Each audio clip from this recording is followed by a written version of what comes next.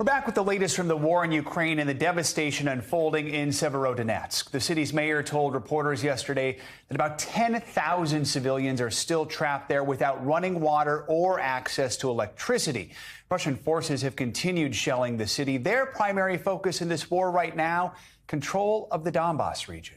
The intense fighting in the east comes as President Zelensky warns of a new crisis building to the south. Russia's blockade of the Black Sea has prevented Ukraine from exporting its supply of grain and wheat to the world, which Zelensky says could leave millions to starve.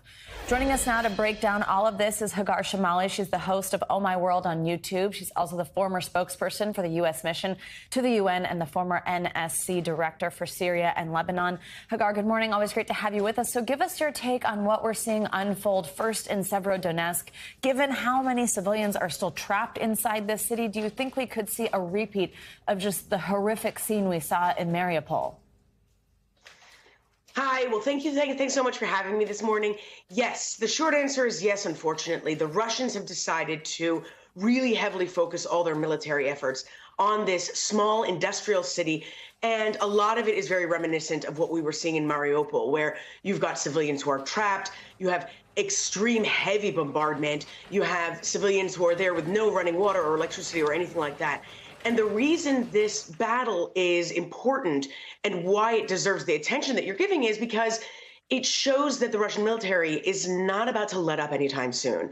They want to control the Donbas area as fully as they can. And the problem with that, aside from the obvious, which is that the Ukrainians don't want to cede any kind of land, is that it also portends a protracted situation and a stalemate, which is exactly what President Zelensky has been saying publicly that the Ukrainians don't want. A stalemate means a long, protracted war, which could lead to chaos. It could lead to insurgency. It could lead, obviously, to putting Ukraine in a weaker position for diplomatic negotiations. And so this is going to be the issue with this place. Now, the area is surrounded still by Ukrainian military. So there's always a chance for the Ukrainians to take it back. But still, at the moment, the Russians have really been heavily pursuing this one, and if they seize it, they'll just move on to the next. Hagar, we also got word yesterday that 3 foreign citizens who are fighting for Ukraine, they were sentenced to death by pro-Russian rebels in the eastern part of the country. So is there anything the international community can do to try and save these 3 men? And what kind of precedent do you think this sets for other foreigners who are trying to fight and help Ukraine? Yeah. So let's unpack this one, because this one's a complicated one. The first is the fact that these were 3 individuals who were enlisted with the Ukrainian military since, I believe, 2018. At least some of them were with the Ukrainian military since 2018. They just happen to be they happen to have other citizenships, just like you have in the U.S. military, by the way. So they are being treated by the Russian government, and I do not say this with any kind of justification, but they are being treated as though they are some kind of foreign mercenaries or foreign terrorists. And that is not at all the case.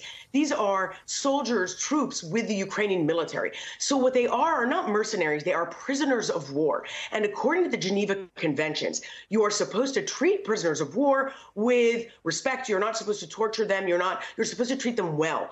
The thing that the Russian government is doing here, aside from really showing its true colors as a criminal organization, is that they're trying to likely up their value so that they could be used for potential negotiations, for a potential prisoner swap. So the answer to your question as to whether they could be saved or whether there's an appeal in place, yes. Yes, other countries, the UK, Morocco, and so on can. But that's what the Russians are trying to do here. All right, Hagar Chemali, thank you so much. We appreciate your analysis. Thanks for watching our YouTube channel. Follow today's top stories and breaking news by downloading the NBC News app.